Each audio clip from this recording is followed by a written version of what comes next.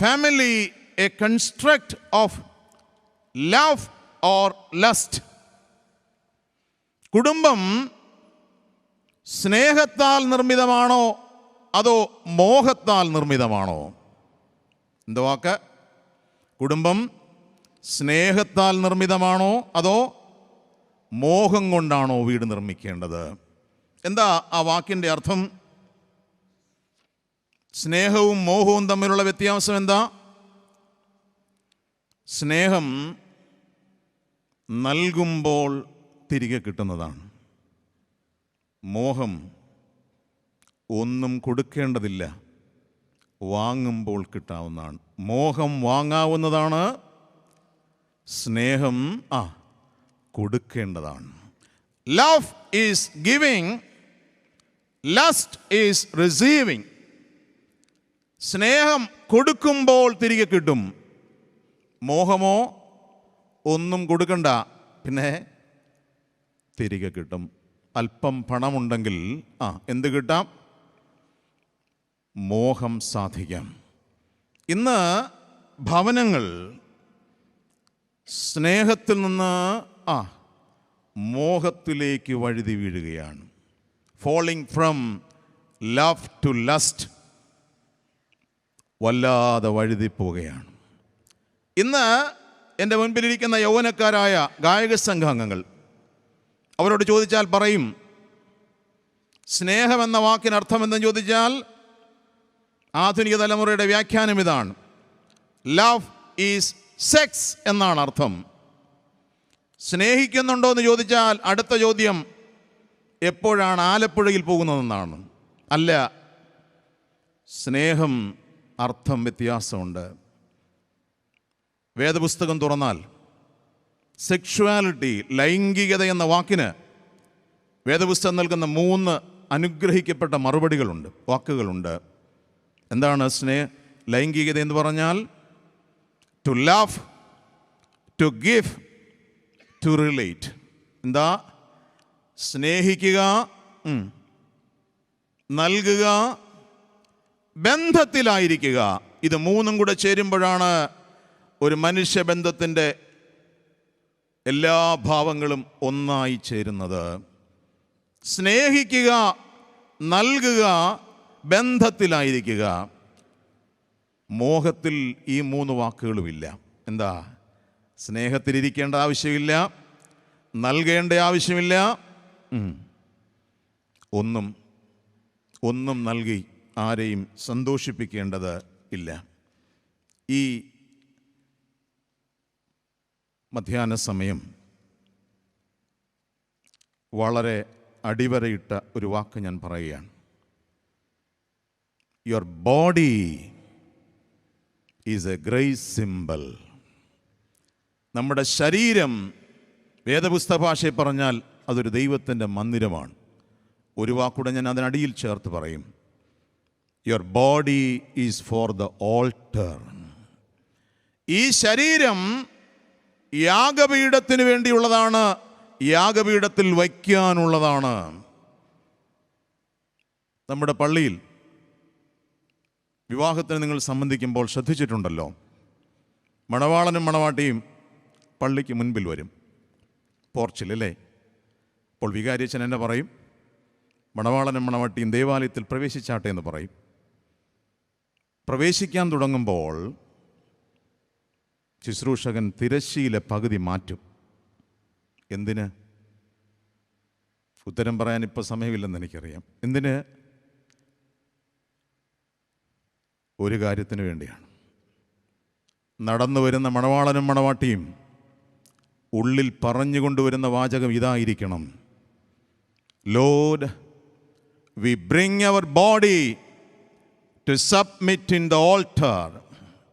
കർത്താവേ, ഞങ്ങൾ ഞങ്ങളുടെ ശരീരങ്ങളെ കൊണ്ടുവരികയാണ്. എന്തിനാണെന്നറിയാമോ? ഈ യാഗപീഠത്തിൽ അർപ്പിക്കുവാൻ. മണവാളനും മണവാട്ടിയും ശരീരങ്ങളുമായി വരികയാണ് യാഗപീഠത്തെങ്കിലേക്ക്. ഞാനൊരു വാക്കടി വരയിടട്ടെ. വിവാഹം കഴിക്കാനുള്ള യൗവനക്കാർ ഈ ശബ്ദം കേൾക്കുന്നില്ലേ? മക്കളെ, നിങ്ങളുടെ ശരീരങ്ങൾ വാഴ്ത്താനുള്ളതാണെന്ന് തിരിച്ചറിയേണ്ടതുണ്ട്. ആ ശരീരത്തെയാണ് വൈദികൻ 1 മണിക്കൂർ സമയം വാഴ്ത്തുന്നത്, വീണ്ടും വീണ്ടും ബ്ലസ് ചെയ്യുകയാണ്. വാഴ്ത്തിയതിന് ശേഷം വാഴ്ത്തൽ പൂർണ്ണമാകുമ്പോൾ കയ്യിലോട്ട് തരും. പിടികിട്ടിയില്ലേ? അപ്പം ഇന്ന് വൈകിട്ട് വീട്ടിൽ ചെന്നിട്ട് ഞാനിപ്പോൾ പറയുന്ന ഒരു വാചകം ശ്രദ്ധിച്ച് പറയണം. നമ്മുടെ പങ്കാളികളെല്ലാം നമുക്ക് വാഴ്ത്തി കിട്ടിയതാ, വഴിയിൽ നിന്ന് കിട്ടിയതല്ല, പിന്നെ വാഴ്ത്തി കിട്ടിയത്. വൈകിട്ട് ചെന്നിട്ട് വാഴ്ത്തി കിട്ടിയ ജോർജ് കുട്ടിച്ചായോ ചായ കുടിക്കാം എന്ന് പറയുന്നതിനകത്ത് തെറ്റില്ല. എന്ന് പറഞ്ഞാൽ 2 കാര്യങ്ങൾ ഓർക്കണം. ഒന്ന്, ഈ ശരീരം വാഴ്ത്താനുള്ളതാണെന്നും എൻ്റെ പങ്കാളി വാഴ്ത്തി കിട്ടിയതാണെന്നും ഉറപ്പുണ്ടായിരിക്കണം.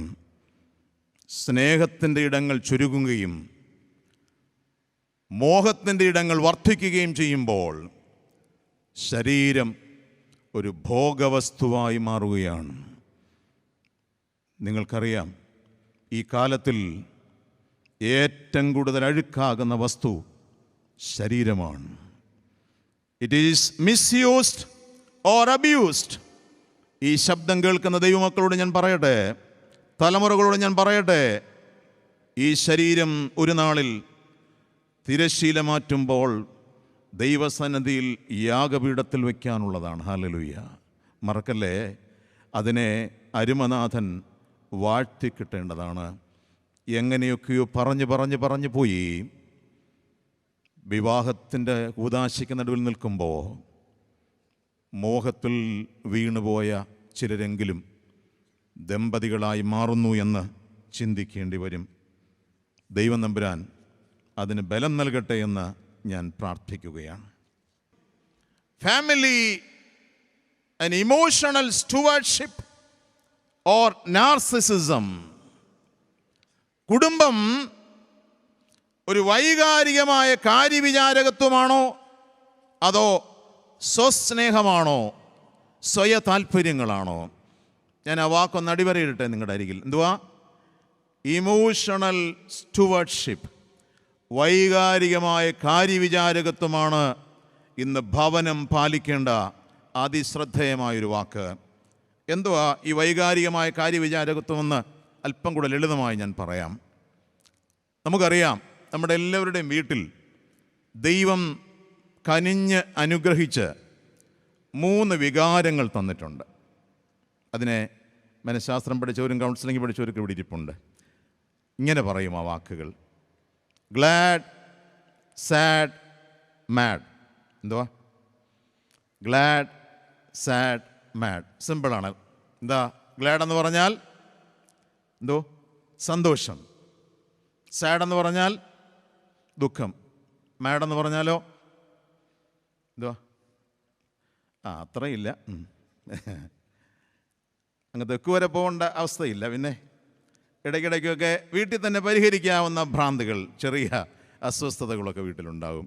ഈ 3 വികാരങ്ങളെയും ദൈവം നമുക്ക് ഭവനത്തിൽ നൽകിയിട്ടുണ്ട്. ഓരോ വാക്ക് അതിനോട് ചേർത്ത് പറയാം ഞാൻ. All gladness should be celebrated. എന്താ?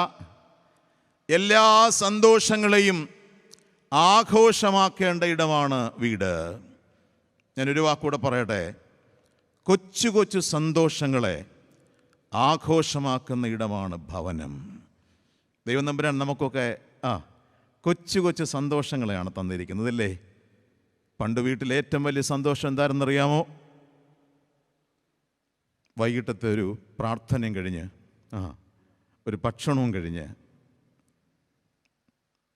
10 മിനിറ്റ് ഇരുന്ന് കഴിയുമ്പോൾ അന്യോന്യം മുഖത്ത് നോക്കുമ്പോൾ ഒരു വലിയ സന്തോഷമാണ്. വലിയ ഭക്ഷണമേശയൊന്നും ആയിരുന്നില്ലെങ്കിലും കൊച്ചു കൊച്ചു സന്തോഷങ്ങളിൽ ആഘോഷിക്കുന്ന വീടുകളായിരുന്നു നമ്മുടെ വീടുകൾ. Celebrate all gladness. 2, receive all sadness. വീടിൻ്റെ ഉള്ളിൽ കൊച്ചു കൊച്ചു ദുഃഖങ്ങളുണ്ട്. എപ്പോഴും ഉണ്ടാകാം, ഏതവസ്ഥയിലും ഉണ്ടാകാം. അതിനെ എന്തോ ചെയ്യണം? എല്ലാ ദുഃഖങ്ങളെയും പരിഹരിക്കാൻ നമുക്ക് കഴിയില്ലെങ്കിലും ചിലതിനെ സ്വീകരിക്കാൻ നമുക്ക് കഴിയും. ഞാൻ ചോദിക്കട്ടെ, ഇന്ന് വീട് ഏറ്റവും വെല്ലുവിളി നേരിടുന്ന എവിടെയാണെന്നറിയാമോ? സങ്കടപ്പെട്ട ഒരാളിരുന്നാൽ അരികിൽ നിൽക്കാൻ ആളില്ല. ഒരാളുടെ മുഖം വാടിയിരുന്നാൽ ചേർന്ന് നിൽക്കുവാൻ ആളില്ല. കരയേണ്ട എന്ന് പറയുവാൻ വീട്ടിൽ ആളില്ലാതെ പോകുന്നു. സങ്കടങ്ങളെ സ്വീകരിക്കാൻ 2 കരം നമുക്കുണ്ടാകണം. 3, വീടിൻ്റെ ഉള്ളിൽ ചിലപ്പോഴൊക്കെ ഭവനത്തിൻ്റെ ഉള്ളിൽ എന്ത് സംഭവിക്കാം? അസ്വസ്ഥതകളുണ്ടാകാം, അസ്വാരസ്യങ്ങളുണ്ടാകാം, വികാര വിസ്ഫോടനങ്ങളുണ്ടാകാം. ഇതെല്ലാം സംഭവിക്കാം. അവിടെ ഒരു വാക്ക് ഞാൻ ഉപയോഗിച്ചിട്ടുണ്ട്. എന്തോ ചെയ്യണം? റെസ്പെക്റ്റ്. എന്തോ ചെയ്യണം? ബഹുമാനിക്കണം എന്ന് പറഞ്ഞാൽ അല്പസ്വല്പം പ്രയാസമൊക്കെ ഉണ്ടാകുന്നവരെ എന്ത് ചെയ്യണം? നിങ്ങൾക്ക് ഉറക്കം വരാതിരിക്കാൻ വേണ്ടി ഒരു വാക്ക് പറയാം. ചിലപ്പോഴൊക്കെ നമ്മുടെ വീട്ടിലെ ചിലർ വല്ലാതെ ദേഷ്യപ്പെടും, ഇല്ലേ?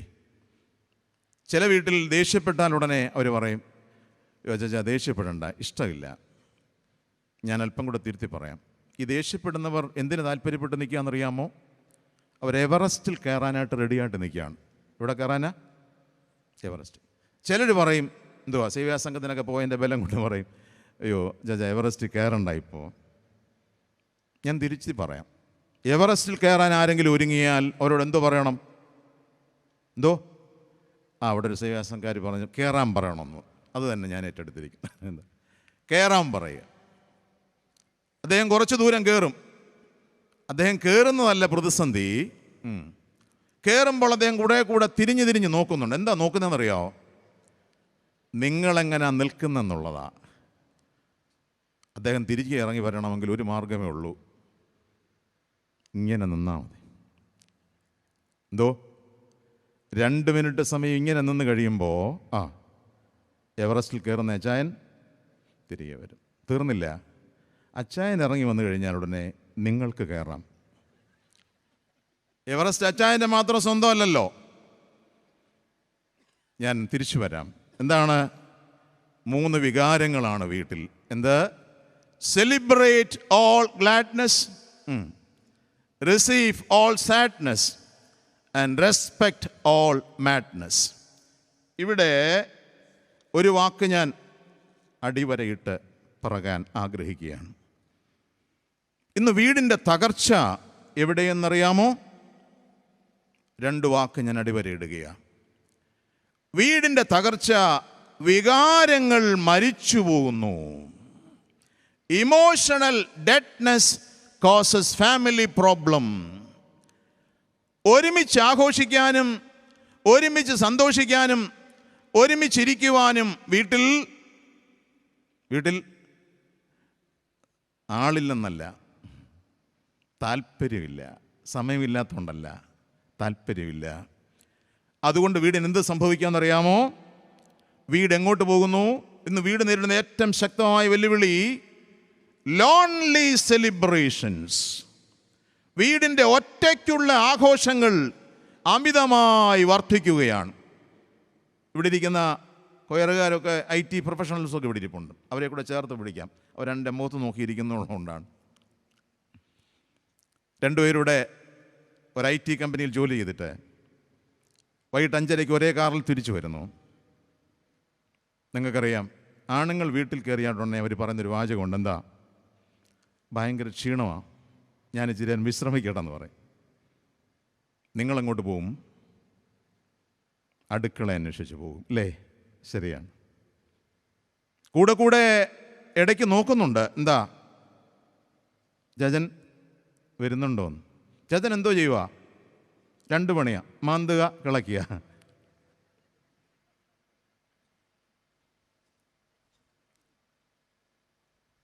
ഇടയ്ക്കിടയ്ക്ക് വിളിക്കുന്നുണ്ട്, ജജ ഈ ഉള്ളിയൊക്കെ ഒന്ന് പൊളിച്ചു തരാമോ, അല്ലെ ചപ്പാത്തി ഒന്ന് പറയുന്നുണ്ട്. ദാ വരികയാണ്, പക്ഷെ വരുന്നില്ല. 3 മണിക്കൂർ ഒരു വീടിൻ്റെ ഉള്ളിൽ ഈ സ്ത്രീ തനിയെ ഏകാന്തതയിലേക്ക് പോവുകയാണ്. ഞാനൊരു അടിക്കുറിപ്പ് പോലൊരു വാക്ക് പറയാം. വിവാഹമോചനം സംഭവിക്കുന്ന ഒരു പ്രധാനപ്പെട്ട സ്ഥലം അടുക്കളയാണ്. എന്താ കാര്യം? ഒരു പെൺകുട്ടി അനുഭവിക്കുന്ന അമിതമായ ഏകാന്തത അവളെ ഒരു തീരുമാനത്തിലേക്ക് എത്തിക്കും. എന്താ? എനിക്ക് വൈകിട്ട് കിടക്കാൻ ഒരു ബർഗറും കോക്കും മതി. ഇയാൾക്ക് 10 കറിയൊന്നും ഉണ്ടാക്കി തരാൻ ചിലപ്പോൾ സൗകര്യമില്ലെന്ന് തീരുമാനിച്ചാൽ വീട് കോടതിയിലേക്ക് മാറും. ഈ പകലിൽ ഒരു വാക്ക് ഞാൻ സഭയുടെ നാമത്തിൽ ഓർമ്മിപ്പിക്കുകയാണ്. വിവാഹ കൂദാശയ്ക്ക് അരികിൽ നമ്മുടെ വൈദികരും തിരുമേനിമാരുമൊക്കെ ഒരു പ്രബോധനം പറയും. എന്തോ പ്രബോധനം? അവസാനത്തെ പ്രബോധനം ഇതാ: നിങ്ങൾക്ക് ദൈവം തമ്പുരാൻ നൽകിയിരിക്കുന്ന പണം, മറന്നുപോയോ? സമയം, കഴിവ്, ഇതിൽ